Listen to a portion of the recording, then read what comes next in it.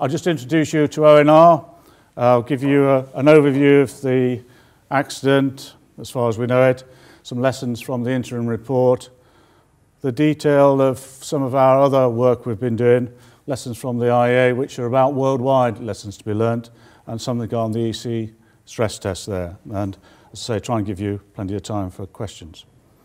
Well, the Office for Nuclear Regulation, as we said, was created 1st of April from the Nuclear Directorate of HSE prior to legislation to form as a statutory corporation. We have joined together regulation of safety, NII, security, OC&S. We have Safeguards, the UK Safeguards Office, and this month we anticipate our colleagues from Department for Transport to join us as well. NII, Nuclear Safety Inspectorate, is over 50 years old now. We now have 450 staff and about 50% are inspectors. Many qualified physicists, engineers. In fact, all of them are very professionally qualified and experienced. We recover over 95% of our costs from industry. And we're here really on behalf of the UK public to secure their protection and the protection of society. Society can have wider connotations, especially in the security field, rather than just harm to people. We regulate through programs, civil nuclear reactor programs, Sellafield, other fuel cycle facilities, defence, civil nuclear security, civil nuclear and radioactive material transport as well. We are undertaking generic design assessment. I believe there has been some talks on that. We have policy functions, we have international areas, and we do research as well. We're about, as an organisation, about transformation. We are seeking to be more effective in what we do by looking at how we can better leverage our impact. We are seeking to be more open and transparent and also more efficient. We're also trying to push to transition to a statutory corporation where we anticipate greater flexibility, greater accountability as well, but in a sustainable way. So now let me talk about Fukushima, the Great East Japan earthquake, magnitude 9 earthquake, the largest recorded one in Japan, subsequent tsunami, 7 waves going forward, causing around about 25,000 dead or missing people. Impaired infrastructure, great devastation in some areas. Whole towns or villages wiped away. Unaffected nuclear power plants down that east coast as well, to a greater or lesser extent. And the greatest consequences at Fukushima Daiichi. The seismic data there, for those who have interest there, I've said it's the record for the region. It's located 25 kilometres depth, subduction zones, North American Pacific plates, rupture length 400 kilometres and width 200 kilometres wide. 1 force shock and 5 aftershocks and associated events of magnitude 7 or greater. That's greater than anything we are likely to experience in the UK or this area. The TEPCO Fukushima Daiichi site has 6 reactors there. And the oldest one, Unit 1, was designed, built about 40 years ago. You'll notice that 5 and 6 are located on slightly higher ground than 1 to 4, but you also notice perhaps 1 to 4 and 5 and 6 have their turbine buildings right in front of them on the seaward side. And in the basement of those turbine buildings are diesel generators for 1 to 4 and switchgear as well. For those who are interested, the BWR reactor, this is the Mark 1, this is the Unit 1 one. It has an inner reactor pressure vessel, then a containment structure, and then the lower level of containment structures there. And you can see there's a spent fuel pond just alongside the reactor there, and with other ponds associated with that as well. At the bottom is what's called the torus, where they can vent from the containment into there. Just looking at the design basis for Fukushima, Daiichi in the units and looking at the ground motions that they experienced, you'll see that despite this being the largest earthquake, they more or less kept within the design basis for these units here. One or two higher than the design basis experienced it, but in terms of the earthquake, they stood up well to what they experienced. So at the start, before the earthquake, units 1 to 3 were operating. They automatically shut down in response to the seismic activity. Units 4 to 6 were already in outage. The 12 of the 13, one was on maintenance. Diesel generators, emergency diesel generators started up as normal, and shutdown cooling started as expected. The earthquake caused the loss of 6 off-site power lines. That's different to Daini, the other site just down below, which has 4 reactors, had 1 off-site power line still operational, and also had some diesel generators available on site. Tsunami came along about 3/4 of an hour later. It caused large waves. There are about 7 waves in total, and tsunami waves, I'm sure nearly all of you will be aware, a lot longer wavelength than a normal wave. That means the site gets inundated for a long period. They can stay around for quite a long time, especially with some waves coming along. And it's not only the mass of water that comes in, the momentum associated with that, it's also when it drags things out as well. It's the debris it causes as well. Some observed values along the east coast, 8.5, 8, 9.3, 38.9 metres. Just imagine that as a height of water coming in, hitting you. Tsunami heights observed at the nuclear power plants, 6.5 to 7 at Daini, with a design base of 5.2. And whilst it got inundated, it did have capability there. And one of the interesting things is the capability of human beings to respond in an emergency. What they did there, they did have off-site and on-site power. They lost some of their switchgear, but they had means and thought about how they could get power. They lost their heat sinks as well, but they thought how they could get some in temporary. What they did, they then ordered some material up overnight, managed to get it, and then the next day, in 16 hours, the people on the site by hand laid 9 kilometres of power cabling to secure cooling across the site. So that's what people can do in adversity. At Tokai, which is further down the coast, it's 5.4 within the design basis, but there's still some inundation, some damage there, and we looked at that when we went with the IEA. At Fukushima Daiichi, 14 to 15 metres inundation. Design basis 5.7. So that site was completely flooded, reactor buildings were surrounded for quite some time. And you can see the pictures, probably you've seen them on the internet, of the waves coming in, gradually going around, throwing cars around and pushing things up into the air.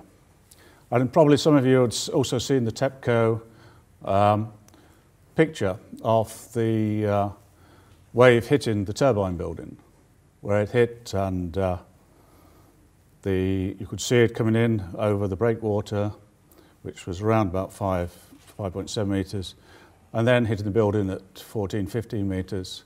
But then the splash goes up to 4 to 6 metres. That's an immense amount of water there. Just to give you an illustration of the power of tsunamis, the top left-hand picture there is just a flood protection door that was just buckled and pushed aside as though it was so flimsy. And that was a substantial door there. The other ones are a very large diesel fuel storage tank on the foreshore of Daiichi, which was just crumpled up and meant they didn't have diesels for those 4 power reactors of 1 to 4.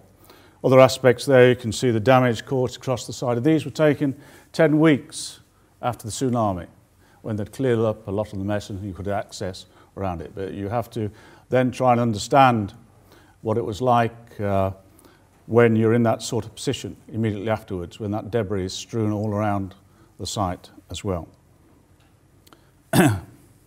So the effect at Daiichi, about 3/4 an hour after the earthquake, all 9 seawater cooled emergency diesels were lost, but one air-cooled diesel generator should have been, that's survived there. It was that was one for Unit 6.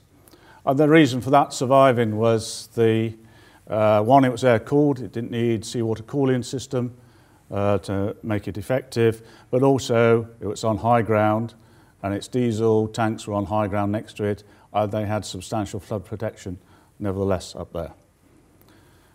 On the site, they had no means of communication except for one wired telephone between the on-site emergency control room, which I'll talk a little bit about, and each control room, and they lost their ultimate heatsink there. So just to summarise there, they lost all external power. Only one of 13 emergency diesel generators was available. That only really could serve for reactor 6, but it could be put in, linked to reactor 5. Unprecedented devastation on and off the site. The infrastructure off the site was impaired. They didn't have access, they didn't have communications, didn't have instrumentation. Little hope of short-term help. Don't forget, the off-site power loss was over many days. A long-term developing scenario with no power, little instrumentation. It was dark, soon got into night. Access problems, 6 reactors to look after. Also one spent fuel pond with 6,000 fuel elements, spent fuel elements there, and some dry cask storage, which we went into when we were on the site. And there you could see that those survived very well, despite this building being flooded to 10 metres high when you looked inside. And they used various means to try and cope with circumstances there, to provide cooling using fire tenders in an innovative way, to ensure that they could get the seawater up from the sea up to the reactor buildings. How to operate valves when you've got no AC power, you've run out of DC power, you have no air, you have no nitrogen available there, and how can you read instruments? So using ad hoc means like batteries, car batteries from vehicles that were thrown around the site to try and read instrumentation and in the dark and move valves that you needed to vent the reactors in order to be able to get some water in. Just a little bit of the regulatory design basis. It was 3.1 metres. That was established quite a way before. It was reviewed in 2002 by TEPCO, who decided to use 5.7 metres.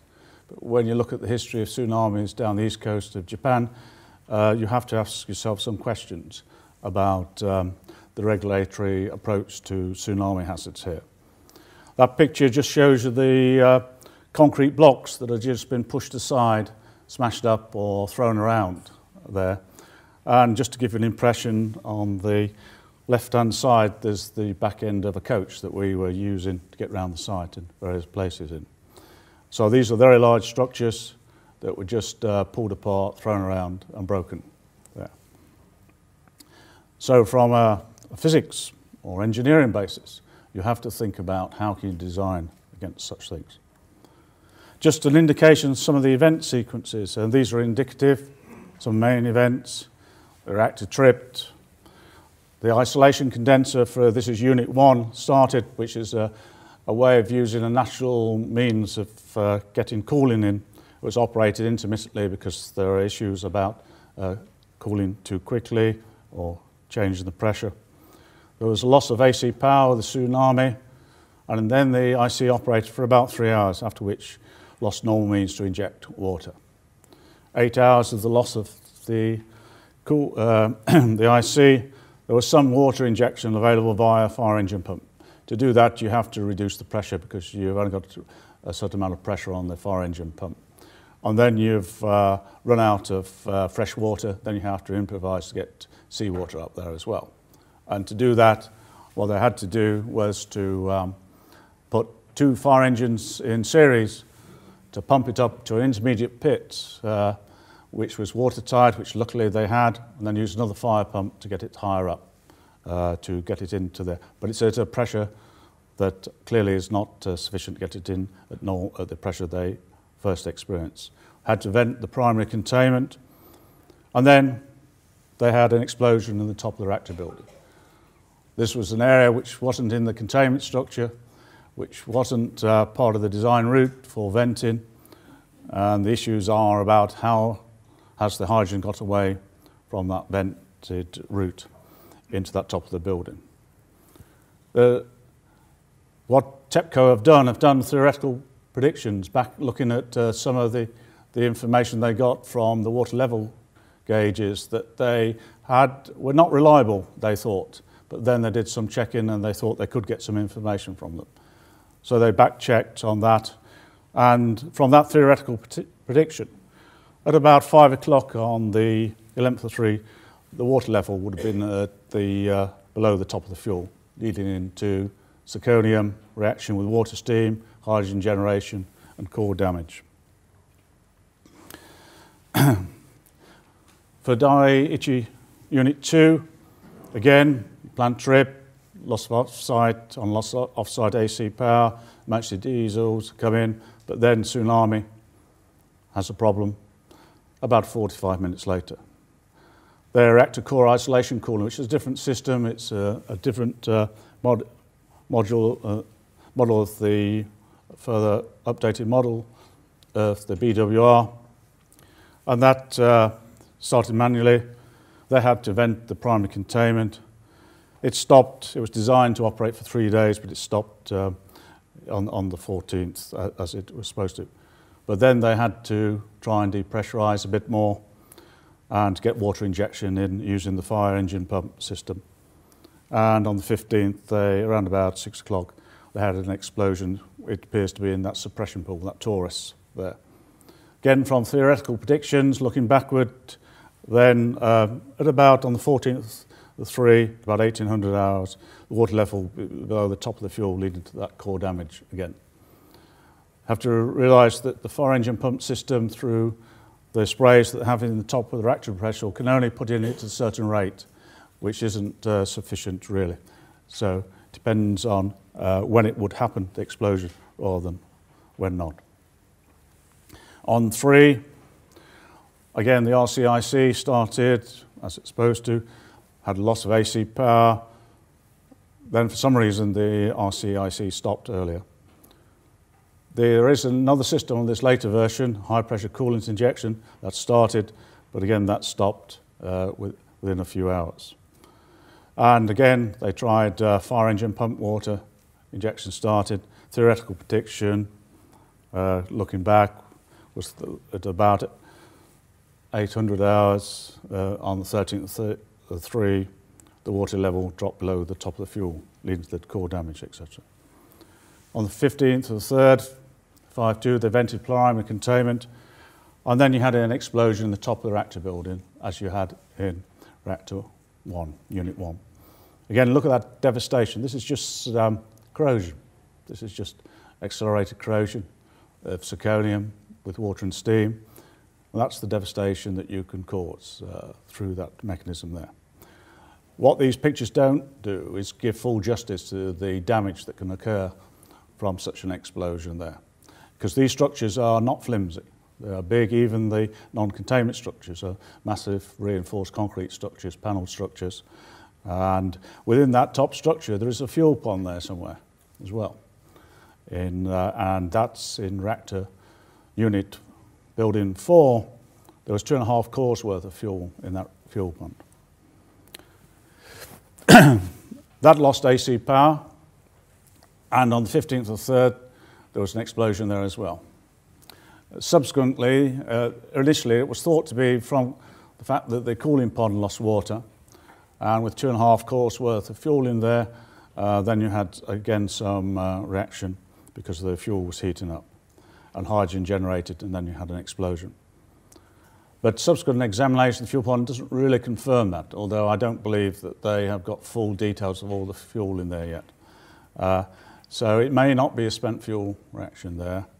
It may be from Unit 3, because they have a joined up a line to the stack from units 3 and 4, and you could get some back flow of hydrogen perhaps into unit 4, although unit 3 exploded a day before. So there are questions about that there. That devastation there is not so much as unit 3 as well. And indeed what we did, when we were on site, we asked for looking at the seismic readout from the time of 3 explosions from units 5 and 6, and you could see the spectrum in for unit 1 and unit 3, very much the same, but there's no spectrum as such for unit 4. So there was something there to investigate. 5 and 6 are on outage, but they still need to be cooled down.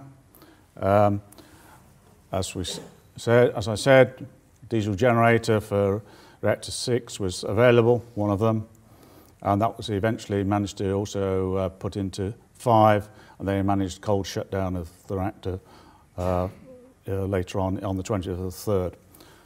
There was also the spent fuel pond that had not as many problems there, but they had to be kept looking and also water poured in.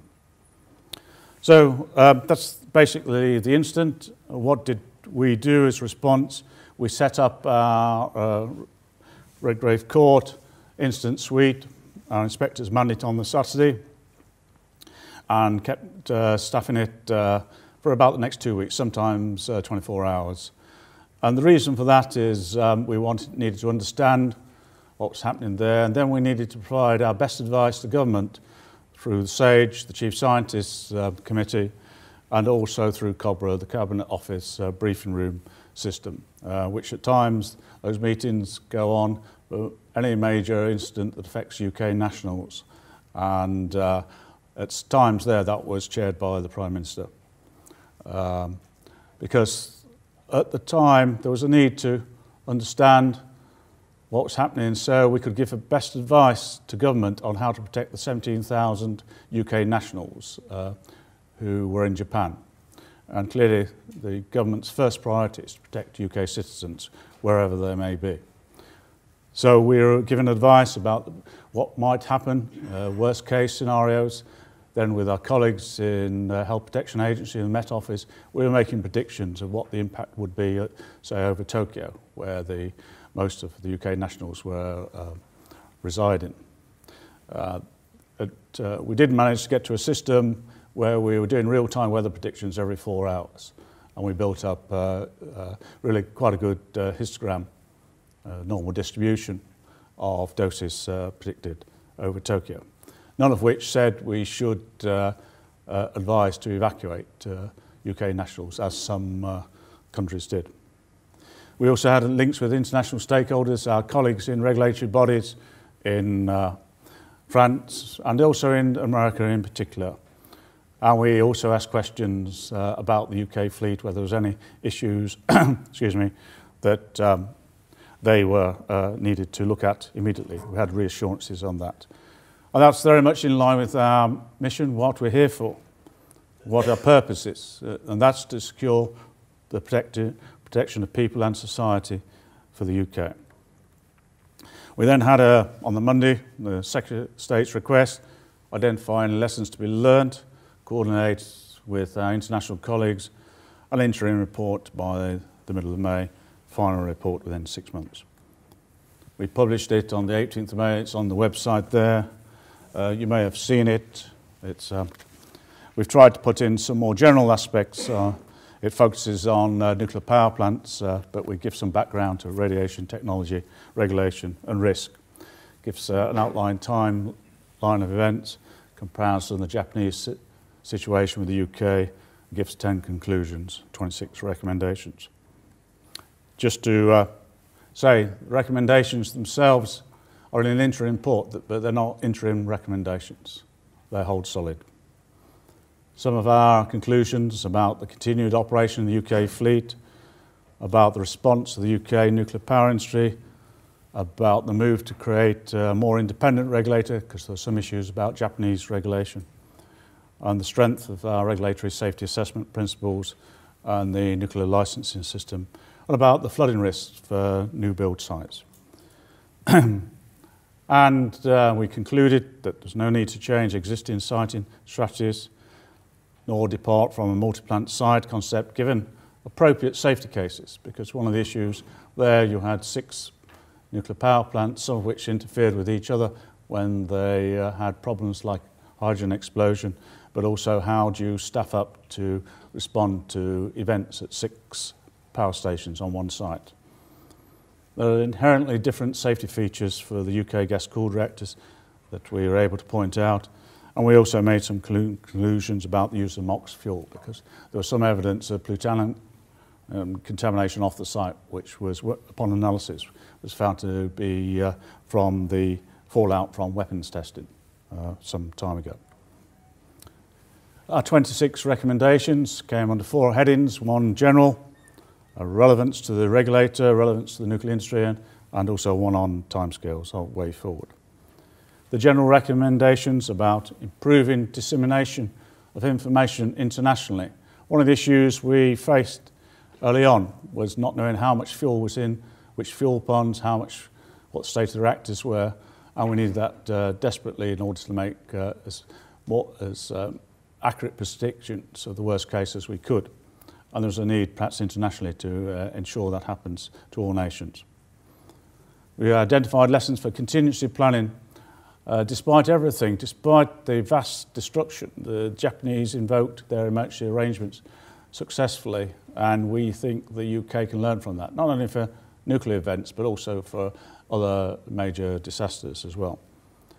We also thought we ought to look at the UK nuclear emergency arrangements, particularly if there are aspects related to off-site devastation or loss of infrastructure.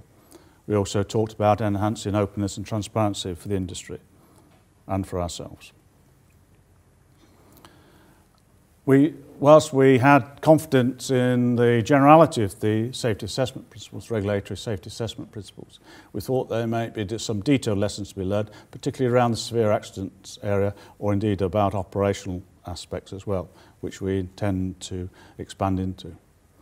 We also thought we ought to consider in long-term accidents more. Don't forget, this occurred over many days, weeks, and how do you actually secure emergency arrangements at that time? We had our incident suite up for 2 weeks, and that stretched us. And we learnt some lessons from that, things about handover and how you have continuity of response. We also need to look at how we respond to such incidents, how we do have that secure basis for a long-term event. And it's also for us about accelerating our moves to more openness and transparency there, so that people can have confidence in the information you give them at times of uncertainty or stress. You have to build towards that by, at other times, being as open and transparent as you can be. In terms of the recommendations for industry, we looked at some aspects about dependency on off-site infrastructure. How do you enhance self-sufficiency, especially when you've got long-term infrastructure damage? We also think they ought to learn lessons from comparing the differences that happened at Fukushima, Daiichi and Daini. Some of that is about layout of plants, some of that is also about positioning of equipment and responses as well. Obviously, we thought they ought to review their flooding studies. We did do some review with our colleagues in EA and elsewhere, but we thought the industry ought to do more in that. And we also noted that there is a need to ensure adequate safety cases for multi-plant sites, taking account of operational aspects of this aspect of how do you respond to events right across the site. There's a common mode perhaps, and how you can go forward on that. There was also some questions about the spent fuel design there and the fact that they were keeping, for example, in reactor building 4, 2.5 course worth of fuel. Their spent fuel pond was getting towards full. They had to use dry flasks. And part of that is a general strategic problem the Japanese have with spent fuel management. So the question is, how can you use concepts of passive safety in a greater way to secure your spent fuel management strategies in a greater extent? Clearly, plant layout is really important in some of these areas. The fact that Daiichi, they had most of their diesel generators at turbine basement area or vulnerable to flooding. The fact they had switchgear down there as well, and for good reasons, because it was protection against seismic. It's more robust the lower you are down in the building. But then the question is, you need to have diversity of approaches across the site. And we talked about spent fuel ponds, and consider detailed information regarding performance, concrete or other structures. Generally, the response, as I mentioned earlier, to the earthquake was within design basis, all the belts and the structures, and reactors behaved as they were expected to. But there will be clearly some areas where you can learn from that experience and seeing what safety margins you may have in the existing codes or how you can use it to enhance them even more so. Of course, some of it will be difficult because of the devastation that's caused by the hydrogen explosion. And of course, we also thought that they ought to talk to the grid company to look at how robust that is in severe conditions and how long it takes them to recover from such severe conditions, and review the need for long-term diverse supplies of electricity, coolant, etc. And for pond water makeup especially, they had to use some unique ways using concrete transport pumps to use water to get into the top of buildings, or using helicopters. Review venting routes, because the question was about the robustness of the venting routes in some of these buildings. And provision of control facilities, of how you respond to a severe accident on site. Don't forget, they were lucky here because they had an emergency control room that was robust against earthquake, robust, it was ventilated, it was filtered. It's the one area on the site, even now, where you can go without having a respirator on. And in the early days, the early hours, then that's the one place of refuge they could go to and start to control right across the site.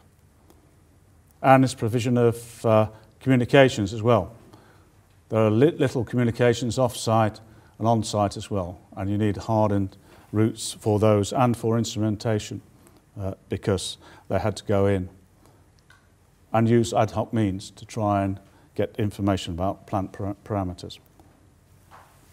And of course, there is a need to review and extend accident analysis sequences as well. Looking at the site there, you have got 3 reactor buildings devastated there, and that interrupted some of their attempts to get seawater cooling in as well, because they were having to work in conditions that were not only very onerous to start with, but then they had explosions that caused further devastation and debris right across the site. And of course, we asked them to come back with their plans within a month, and they did so. Our final report we all received in line. We're looking at all those responses. We'll look at the outcome of the IAEA fact-finding mission. And indeed, also the Japanese have produced a 700-page plus report on the incident that was presented to the ministerial conference in Vienna in late June. We are also looking at the stress test and looking at more detailed submissions. We'll update the interim report. We'll incorporate information from IAEA and other sources, latest position on stress tests, and we'll extend it to all civil nuclear facilities.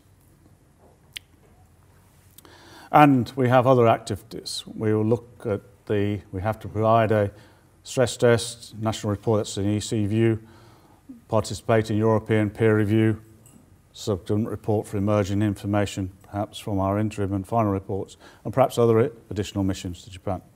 And then there's the IAEA action plan for a ministerial conference in September. Just a little bit on the fact-finding mission that was done between the International Atomic Energy Agency and the Japanese government. It was conducted over 10 days.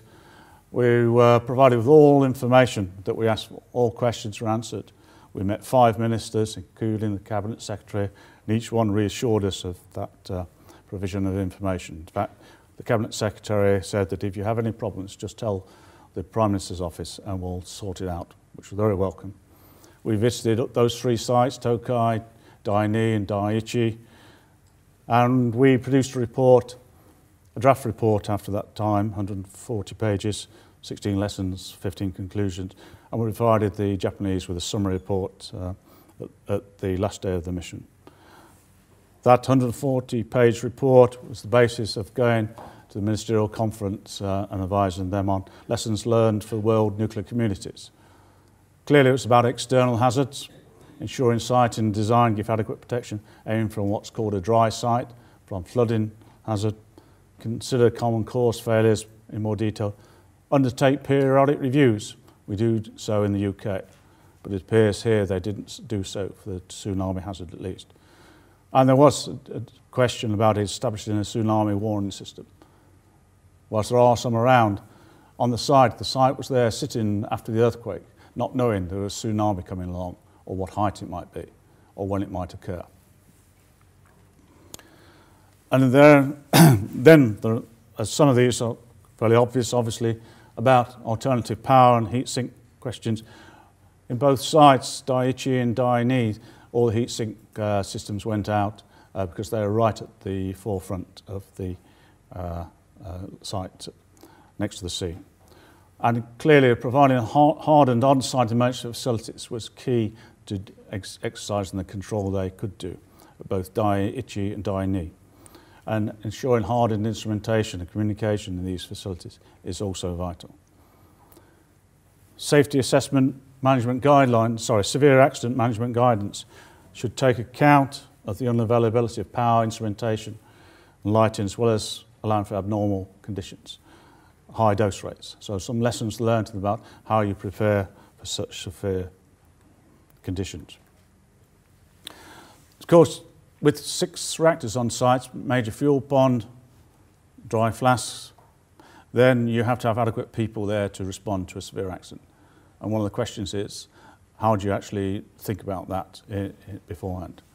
You really also ought to reconsider explosion risk where it can occur on nuclear facilities because of the devastation it can cause, providing greater diversity for safety functions and segregation or physical separation.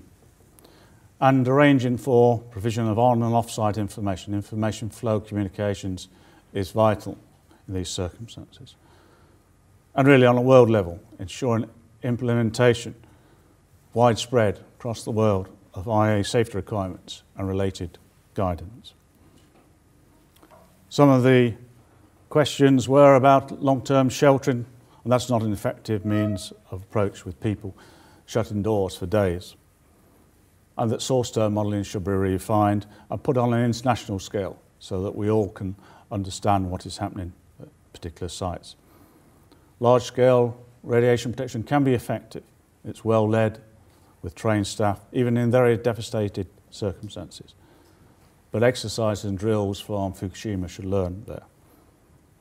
And regulatory systems should ensure independence and clarity of roles of the operator, the regulator and government in all circumstances. There was a ministerial conference in late June where every member state attended, ministers were there, Chris Hume was there, made a statement on the first day, 3 working sessions, reports back about Fukushima lessons, emergency response, global framework for nuclear safety, an action plan being developed on an international scale. The stress tests, beware, coming from a European Council of 24th, 25th March, we review the safety by Western European Nuclear Regulators Association developed specification, then the European Nuclear Safety Regulators Group agreed it, that's a formal grouping under the EC. Review design against flooding and seismic, check consequences of loss of off-site power and heat sinks, consider severe accident management issues. Timescale on that, nuclear power plants to perform by October 11th, national regulators produce an interim report by December 11th, and then we will look at peer reviews as well. We'll widen the applications in the UK to all non-nuclear power plant facilities, longer timescales.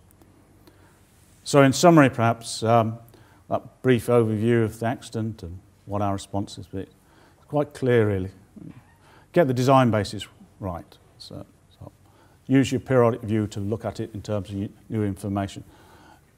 new research, new experience, new thinking, and be prepared for severe accidents as well. You can do some very simple things by preparing means to cool, means to contain, means to control, without going through very complex systems. And some of that was very effective. As I said, laying 9 kilometres of power cabling by hand with the people who got available in 16 hours. It's some things you can do.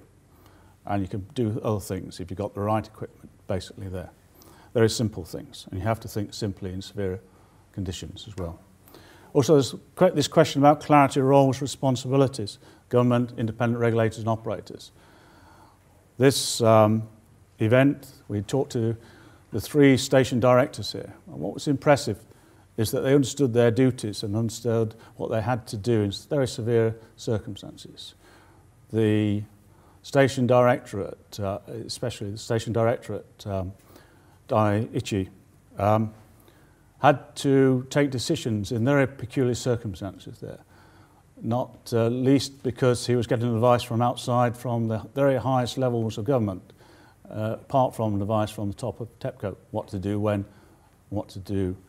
But nobody but those on site actually knew the circumstances of what was possible.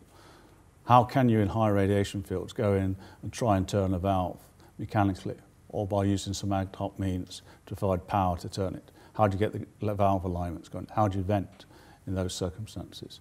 How can you possibly get seawater up to the top of the reactor building there?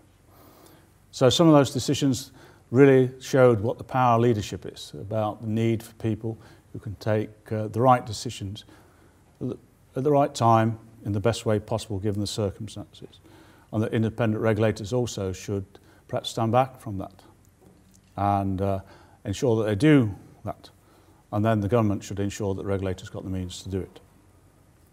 So some of the other lessons were perhaps also more for us about a cultural shift in industry, about a move to transparency and openness so that people can have confidence in it that's earned, not demanded. It's not about education. It's about providing information for people to make their own minds up about. It's also about the continuous improvement challenge, never being satisfied, never being complacent, never thinking, why can't we do better? What's effective? What can we do more of? And for that, you really need leadership and humility, and that's the station director at Daiichi, who actually did his best, did his duty in circumstances which I don't believe we can imagine unless you were there at the time. Thank you very much.